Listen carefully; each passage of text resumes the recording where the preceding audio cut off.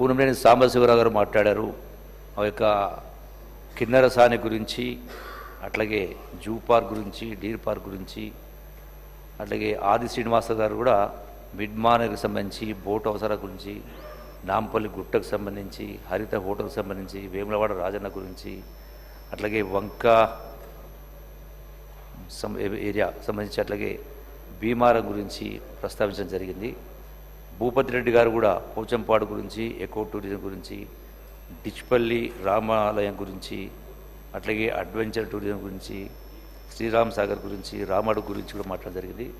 అట్లాగే మనోహర్ రెడ్డి గారు కూడా తాండూరుకు సంబంధించి వికారాబాద్ జిల్లాలో కోటిపల్లి ప్రాజెక్టు గురించి, అట్లాగే అక్కడ ఆ యొక్క మన్నెగూడలో జరిగినటువంటి ఇన్సిడెంట్ గురించి మాట్లాడడం జరిగింది. బోటింగ్ కూడా కావాలని అడిగినారు.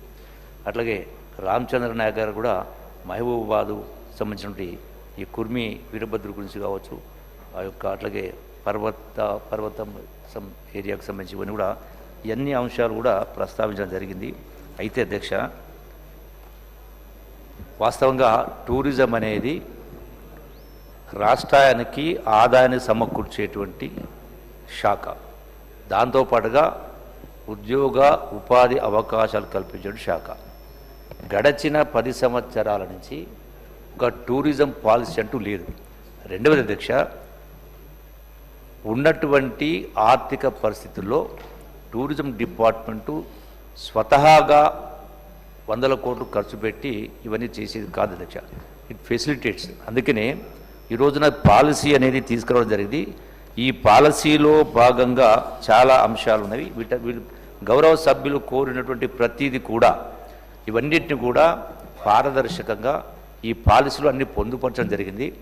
ప్రైవేట్ పబ్లిక్ పార్ట్నర్షిప్ ద్వారా బోటింగ్ కావచ్చు, అట్లాగే హరిత హోటల్ సంబంధించి కావచ్చు. హరిత హోటల్ గురించి మాట్లాడినప్పుడు గతంలో ఉన్నటువంటి హరిత హోటల్స్లో సుమారుగా 30 హోటల్స్, హరిత హోటల్స్ టోటల్గా డీఫంక్ట్ ఉన్నాయి, క్లోజ్ అయి ఉన్నాయి.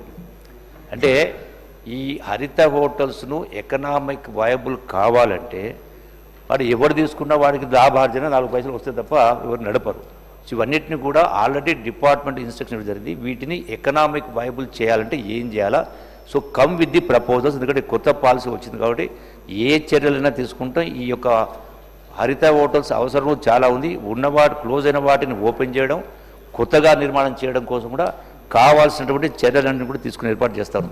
అట్లాగే అధ్యక్ష, గతంలో ఆంజనేయ రెడ్డి గారు ఉన్నప్పుడు, చైర్మన్ ఉన్నప్పుడు, టూరిజం డిపార్ట్మెంట్కు సంబంధించిన ఆస్తుల్ని బ్యాంకులో మార్ట్గేజ్ చేసి లోన్ తీసుకొని వాటిని డెవలప్ చేసి మళ్ళీ ఆ లోన్స్ను కూడా మొత్తం టోటల్గా రీపేమెంట్ చేసి, ఈఎంఐస్ పేమెంట్ చేసి మళ్ళీ ప్రాపర్టీ మొత్తం కూడా టూరిజం డిపార్ట్మెంట్కు అప్పచెప్పడం జరిగింది. అంటే అదే పద్ధతిలో డెవలప్ చేయడానికి కావాల్సిన ఇన్వెస్ట్మెంట్ను ఏ విధంగా ప్రొక్యూర్ చేయాలి ఒక పాయింట్. అట్లాగే ఇలా జాతీయ అంతర్జాతీయ స్థాయి నుంచి టూరిజం రప్పించడం కోసం అవసరమైనటువంటి నిధులు కాబట్టి ప్రైవేటు వాళ్ళు పార్టిసిపేట్ కావాలి కాబట్టి రకరకాల డిఫరెంట్ ప్రాజెక్ట్స్ను కూడా పొందుపరచడం జరిగింది.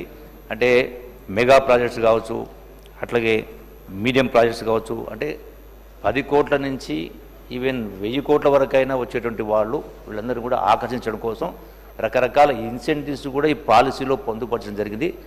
గౌరవ సభ్యులు కోరినటువంటి ఈ యొక్క కాటేజ్ కావచ్చు, బోట్స్ కావచ్చు, వాటర్ స్పోర్ట్స్ కావచ్చు, అడ్వెంచర్ టూరిజం కావచ్చు, హరిత హోటల్స్ కావచ్చు, అట్లాగే ఇక చాలా మిత్రులు కోరినటువంటి వీటన్నిటిని కూడా డెఫినెట్గా వచ్చేటువంటి తొందరలోనే, ఎందుకంటే ఈ పాలసీ ఆల్రెడీ క్యాబినెట్లో ఆమోదం జరిగింది.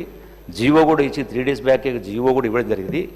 ఈ యొక్క పాలసీకి అనుగుణంగా సభ్యులు, ఇక్కడ అడిగిన సభ్యులు, అడగని సభ్యులు అందరికీ కూడా రాష్ట్రంలో ఉన్నటువంటి అంటే గోదావరి నది కావచ్చు, కృష్ణా కావచ్చు, ఇతర రిజర్వాయర్స్ కావచ్చు, టెంపుల్స్ కావచ్చు, ఇవన్నిటిని కూడా టూరిజం డెవలప్మెంట్ కోసం వీటన్నిటిని కూడా పెద్ద ఎత్తున చేసే కార్యక్రమం చేస్తూ ఉన్నాం.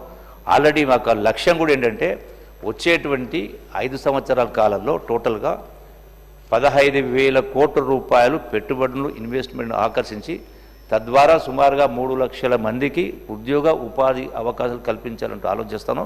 డెఫినెట్గా శాసనసభ సమావేశాలు అయిన తర్వాత ఖచ్చితంగా ఈ యొక్క ప్రాంతాలన్నింటినీ కూడా అధికారులతో పాటుగా ప్రజాప్రతినిధులు కూడా తీసుకెళ్ళి వారి నియోజకవర్గం ద్వారా ఉన్నటువంటి వాటిని కూడా సందర్శించి ఎక్కడ ఏం చేయగలదనే కింద వీళ్ళని తొందరలోనే వాటి కూడా ఓపెన్గా ఆన్లైన్ టెండర్స్ కూడా పిలిచే కార్యక్రమం చేసి నేషనల్ నుంచి ఇంటర్నేషనల్ లెవెల్లో కూడా ఆ యొక్క ఇన్వెస్టార్స్ను ఆకర్షించే కార్యక్రమం చేసి అంతర్జాతీయ స్థాయిలో టూరిజం డెవలప్మెంట్ చేయాలన్నటువంటి ఆలోచన ప్రభుత్వంలో ఉంది. గౌరవ ముఖ్యమంత్రి గారు కూడా దీనిపైన ప్రత్యేక శ్రద్ధ కూడా చూపిస్తూ ఉన్నారు.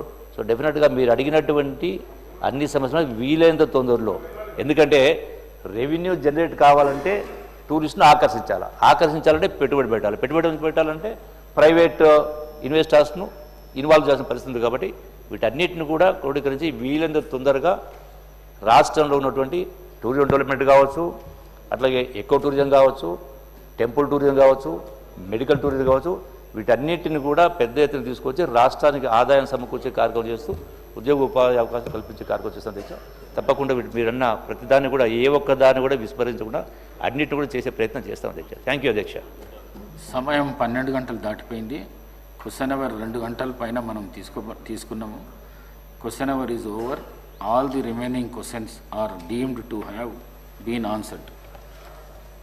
0 అవర్ మెన్షన్స్. 0 అవర్ 30 నిమిషాలు తీసుకోబడుతుంది. 0 అవర్ల కొత్త సభ్యులకు అవకాశం ఎక్కువ ఇవ్వబడుతుంది. దయచేసి సీనియర్ శాసనసభ్యులు మళ్ళీ వేలు లేపకుండా కొత్త సభ్యులకు అవకాశం ఇవ్వండి. శ్రీమతి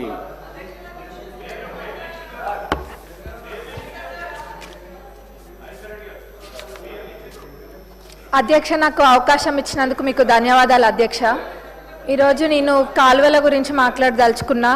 గత ప్రభుత్వము 10 సంవత్సరాలలో కూడా ఎక్కడ కూడా కాలువలలో పూడికలు అనేది తీపియలేదు. మరి ఈరోజు మన ప్రజాప్రభుత్వం అధికారంలోకి వచ్చింది కాబట్టి ONM కింద పెట్టి కాలువలలో పూడికలు తీపియాల్సిందిగా మీ ద్వారా నేను సంబంధిత మంత్రివర్యులను కోరుతున్నా అధ్యక్ష. మేము సొంతంగా కూడా చాలా కాలువలలో